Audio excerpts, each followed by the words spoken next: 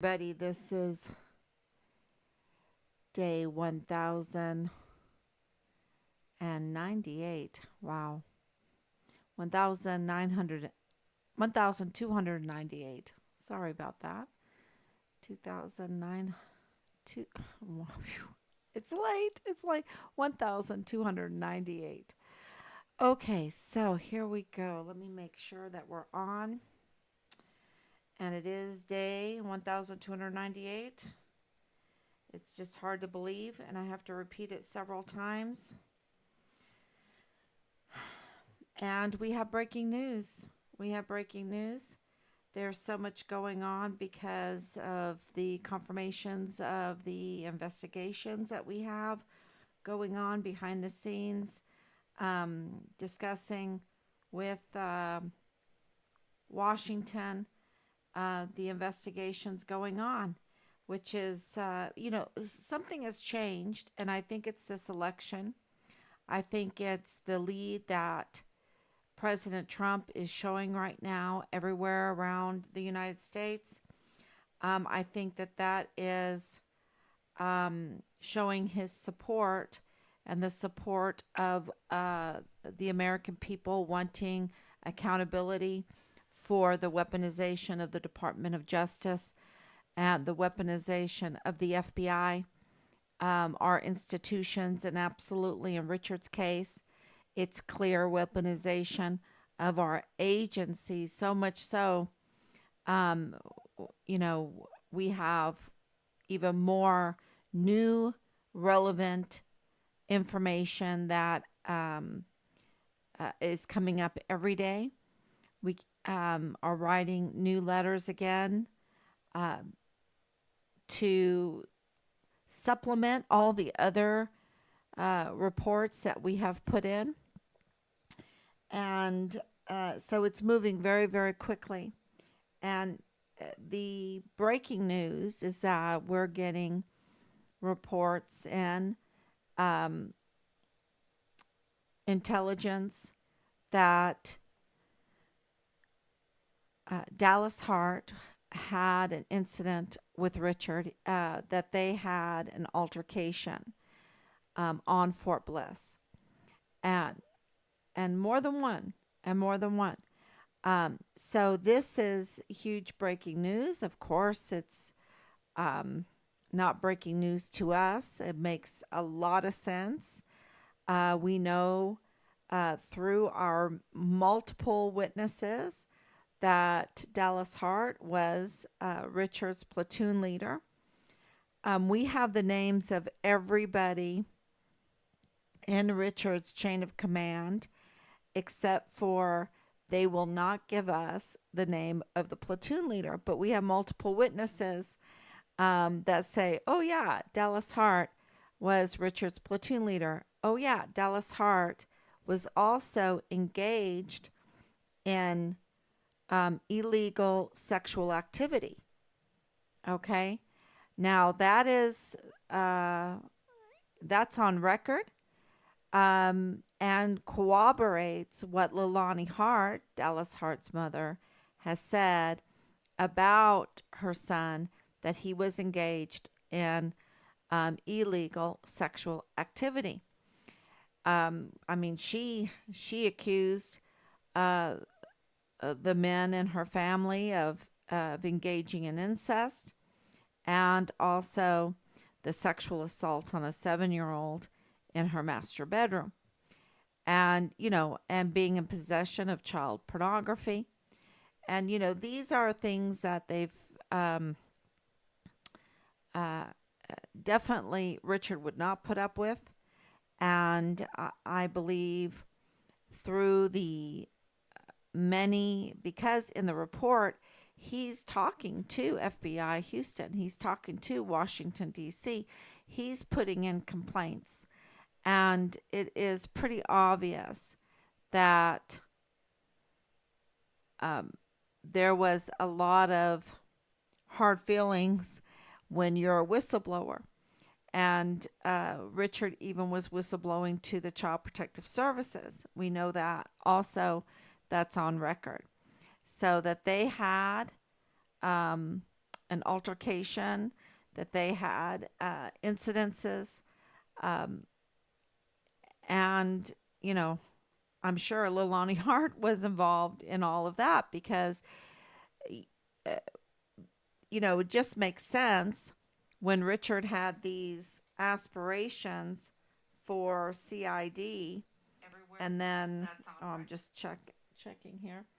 Um, if it's if he has this aspiration that he wants to go CID, and he put in with Marlon Soto. Marlon Soto even confirmed that. That's on record too with me on the phone. Um, that Richard did put in a notice that he wanted to be a criminal investigative detective in the military, that he wanted to go that route, and he wanted to know what he needed to do to go that route. Um, then, of course, with Park University having the CID internship, then he would know Tavita Nusa, he would know Lilani Hart, he would know Marlon Soto, and to report on the affair that he would absolutely know was wrong, was illegal. Um, this affair that a special agent was having with, a married woman, and he himself married to different individuals, uh,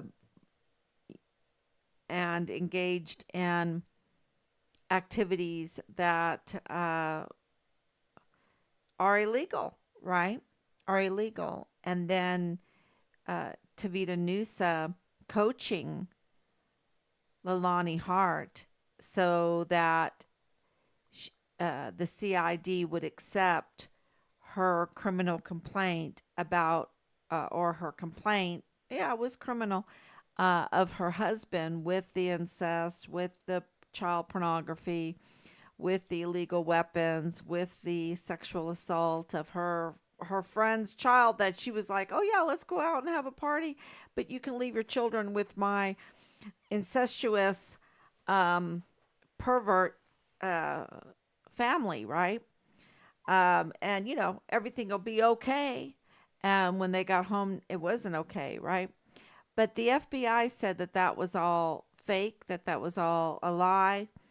But we have corroborating uh, witnesses that say now, and okay, so it's a lie, but they never arrested her. Why didn't they arrest her? And why did they even accept the CID report that was notarized, when that wasn't even the correct jurisdiction? Uh, See, these things, you have to think about and think about and think about. And you're like, wait a minute, why was she even doing that in the CID, just because she had Tavita Nusa? Then he was coaching her. And then that was referred to the FBI. And we have the CID case number, we have the FBI case number. It was referred to the FBI. And why is that? How did that happen? Because that's not the right um, procedural chain, right, for jurisdiction. And I hope I'm saying those words right, but that it just doesn't make sense. And so, because of favors, because of sexual relationship, and and then they say, "Oh, yeah, but you're an unreliable source," but they treat her all the time as a reliable source. They don't arrest her, and they don't correct her statements in a newspaper, right? They don't correct it in the articles. And this has especially when it has such an effect on people's lives, on their livelihoods, and on Richard's case, a missing soldier's case. And they don't want, they don't care for her to even correct her statement. They don't even make Bob Moore of El Paso Matters correct the statement. They just say, they so it's a weaponization of the FBI. That's what it is, because they're like, "Oh no, nothing to see here, and we're not going to arrest her." But but don't believe what she said, you know. So she can report false information to the FBI and get away with it? Um, or is there some truth to it? So, and now we have um, multiple witnesses that, you know, absolutely corroborate the fact that Dallas Hart was engaged in illegal sexual activity.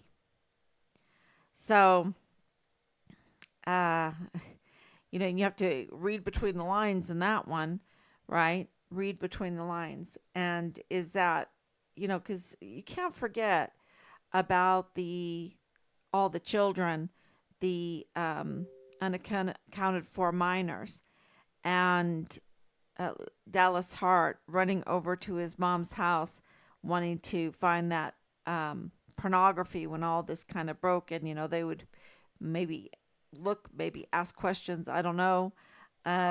Maybe they don't have all their bases covered. I don't think they do. And yeah, um, you can't help but think about the 14-year-old girl being pimped out in the barracks, right? What is going on?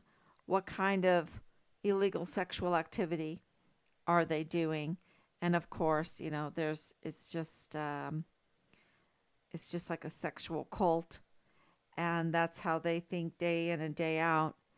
And I have proof of that. I could absolutely say that without any doubt in my mind because of all of the harassing that we have gone through and the type of harassing that we have gone through. But definitely, I just wanted to, I hope you all had, a great Sunday. We are burning the midnight oil, but I wanted everyone just to know eh, that we have this breaking news that there are reports now saying that they um, had an incident, an altercation. That's the right word, an altercation. So, can you believe that? That's not in that report. There's so many things missing from that report, y'all, and things that needed to be taken out or redacted, and they didn't do it. Um, there, this is so clearly a cover up of the murder of our son Richard. And why would they cover up so badly?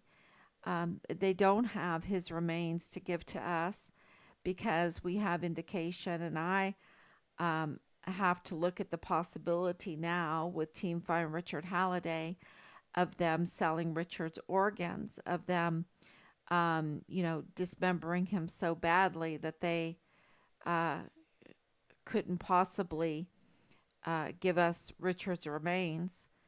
And it's just the most horrible situation because of all the reports of the human trafficking for um, organ harvesting that we have been getting in. This is just all over that border area. It's been going on for a long time. We know that Mario Raskin Ortiz who's a medical examiner, is connected with 3905 Bliss Avenue. We know that he is not an American citizen. We know that it is the DA's office, all those attorneys that are up to no good that had to put him in place. We also know that Tavita Nusa was a surgical technician, uh, and that his brother is also an events planner, really, really clever for Dreams Cabaret. But I think he wasn't in that area, but he has knowledge and he's mortuary affairs. And we know that Amber Chase was mortuary affairs. We know that this is connected to mortuary affairs because of 3905 Bliss Avenue and 3705 Bliss Avenue and William Beaumont Army Medical Center. Um, We know that it's at the border. We know that there's a demand for these beautiful young people's organs. Um, and, I just want people to know the horror that we are going through because of the weaponization of the Department of Justice, the weaponization of the FBI, the tampering with our witnesses, the retaliation against our witnesses. It's, the horror is just,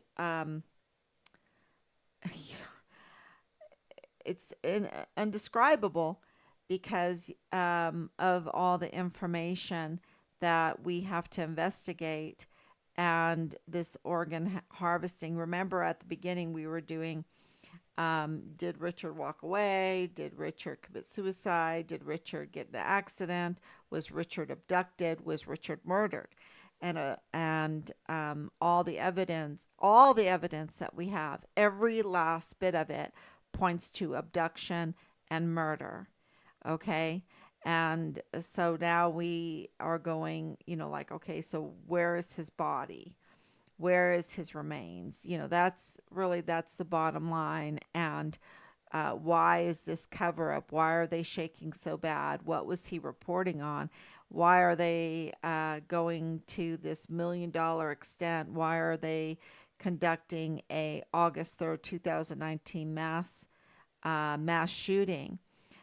Because the whole Patrick Crucius narrative has fallen apart. In our eyes, it's totally fallen apart because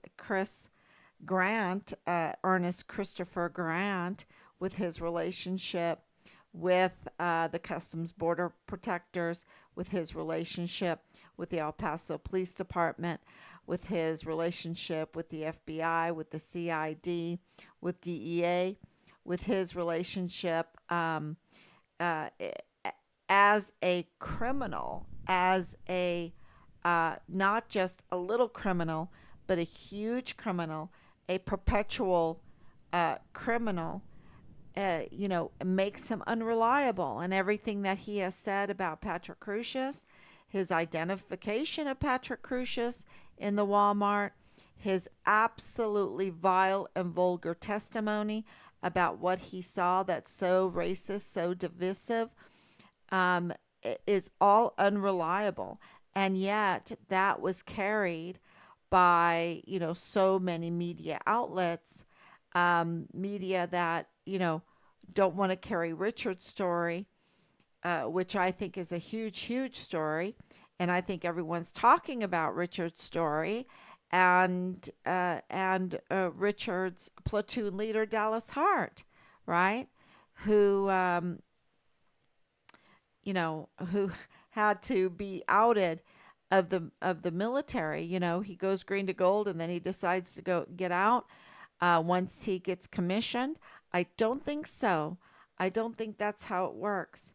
So that is really big, big information there that they had altercations, that this is a big cover up, that the whole Patrick Crucius narrative is a lie. So what happened really, and um, and why would they go to the extent to orchestrate, like it's a movie, a mass shooting and a cover up, of Richard's murder? That's has been very clear. And one more thing that we have confirmed is that Tavita Nusa, the agent, after he lost his badge, uh, he got into a road rage accident. Um, Let me see. I put down the date. I can give you the date because I think this is very important. He got into a road rage accident on September 14th, 2021. Um, so that is wow. That's that is really interesting. Yeah. So, he does have a violent tendency to him, and he is a suspect in our son's case, with Dallas Hart and with Leilani Hart and with so many others. And, because if you participated in covering this up, uh, you know, you're implicated. And so Marlon Soto and Nieto, FBI supervisory agent Nieto, um, yeah, so we have to keep on putting in these complaints. And the reason why those complaints are going in is because we're getting evidence. We're getting evidence for all of these complaints, and we have to submit that so that uh, they are given a chance to do their job. That's why we submit it. They're given, because we can't wait until we get new people in there, even though it looks very likely very soon that we're going to have new people in there. But we can't wait for that. We have to work with what we have. And if we give them the evidence, they need to be compelled to do their job. And so that is that's where we're at right now. That's how we're working right now. And how else do we compel them to do their job is your sharing. Your sharing, your comments, your liking. Those are very, very important. That has so much power now because we're in a social media world, and you're liking your comments. That's why they censor it, right? That's why they choose what people can hear, what people can read, because if people actually know what's going on, they would demand from the very people that they employ, the law enforcers that have become law saboteurs in weaponizing our agencies, they would demand them to do their job. So that's very important for you to share, comment, and like. Thank you so much. Okay. Let me see. Any other comments? I know this is Sunday. I know, um, uh, was we even celebrated today. Also, so it's a great day for celebration. Now we're into Monday already, right? Ooh, I'm looking at the time. So I will let everyone go, and please share this new information, but also go to our site, and we're working on um, having it more organized so that you can go to it and share all the important relevant information to your area of expertise, um, to help us um, record the crime that has happened in this case and on Fort Bliss, so that we can prosecute it, so that we can prosecute it and get accountability. So thank you so much. God bless you, and I will be back tomorrow, God willing.